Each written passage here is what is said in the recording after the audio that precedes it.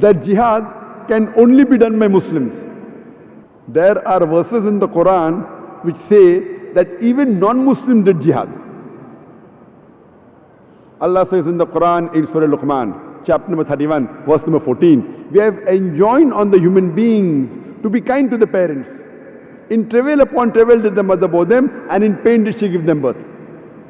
Immediately next verse, Surah Luqman chapter 31, verse number 15 says, but if your parents do jihad, strive and struggle to make you worship somebody else of whom you have got no knowledge, don't obey them, but live with them with love and compassion.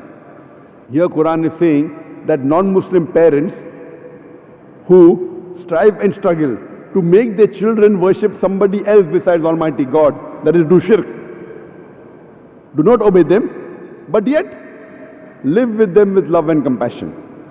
The same message is repeated in Surah Ankabut, chapter number 29, verse number 8. We have enjoined on the human beings to be kind to the parents.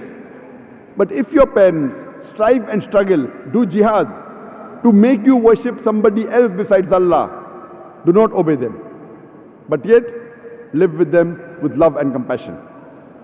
Here Quran is saying that the non-Muslim parents are doing jihad, they are striving and struggling to make the children do shirk, associate partners with God.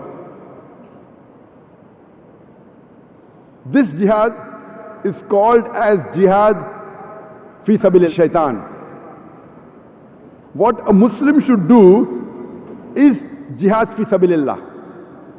Normally when you use the word jihad, is taken for granted, it is jihad fi sabilillah, jihad in the way of Allah, unless otherwise.